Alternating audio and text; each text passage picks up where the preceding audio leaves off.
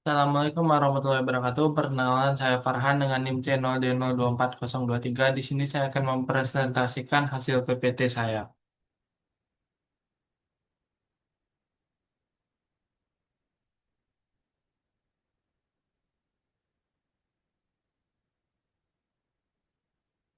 Baiklah, dengan judul memahami konsep pengakuan akuntansi pajak atas investasi pada entitas anak dan properti investasi. Latar belakang masalah. Investasi merupakan strategi penting untuk meningkatkan nilai aset dan memperoleh keuntungan di masa depan.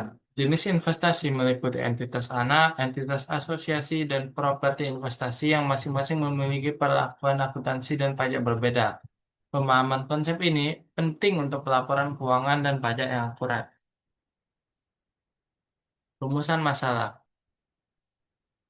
Yang pertama, apa yang dimaksud dengan entitas asosiasi dan entitas anak? Yang kedua, apa yang dimaksud dengan metode biaya dan metode ekuitas? Yang ketiga, yaitu bagaimana ruang lingkup properti investasi. Definisi entitas anak. Entitas anak adalah perusahaan yang dikendalikan oleh induk. Pengendalian terjadi bila memiliki lebih dari 50% hak suara atau kemampuan mengatur kebijakan. Laporan keuangan entitas anak dikonsolidasikan dengan induknya. Definisi entitas asosiasi. Entitas asosiasi adalah perusahaan di mana investor memiliki pengaruh signifikan namun tidak mengendalikan. Kepemilikan saham biasanya berkisar antara 20 sampai 50. Investasi pada entitas asosiasi dicatat menggunakan metode ekuitas. Memahami metode biaya. Metode biaya adalah pencatatan investasi sebesar harga perolehan awal tanpa penyesuaian nilai.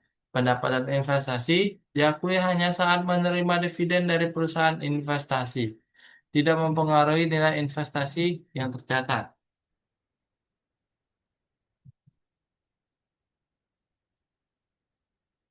Metode ekuitas yaitu mencatat investasi dengan menyesuaikan nilainya berdasarkan bagian laba atau rugi perusahaan. Investasi jika investasi memperoleh laba investasi akan naik, sebaliknya jika investasi mengalami rugi nilai investasi akan turun. Metode ini digunakan pada entitas asosiasi dengan kepemilikan 20-50%. Prop- Ruang lingkup properti investasi. Properti untuk menghasilkan sewa atau kenaikan nilai bukan untuk operasional perusahaan. Contohnya yaitu tanah investasi, gedung disewakan, properti yang belum digunakan. Berikut adalah ilustrasi contoh kasusnya yaitu PT ABC membeli 30% saham PT XYZ sebesar 500 juta. PT XYZ memperoleh laba bersih sebesar 100 juta. Bagian laba PT ABC 30% kali 100 juta sama dengan 30 juta. Nilai investasi bertambah menjadi 530 juta. Kesimpulan ringkasan materi saya itu entitas anak dikendalikan induk, entitas asosiasi hanya dipengaruhi. Metode biaya dan metode ekuitas sesuai tingkat pengaruh. Properti investasi untuk sewa atau kenaikan nilai. Dan yang keempat yaitu memahami konsep penting dalam akuntansi dan pajak. Yang kelima yaitu penerapan yang tepat mendukung pelaporan keuangan akurat. Sekian dari saya, terima kasih. Jika ada salah kata atau bicara, mohon maaf. Saya akhiri, wabillahi taufiq wal hidayah. Wassalamualaikum warahmatullahi wabarakatuh.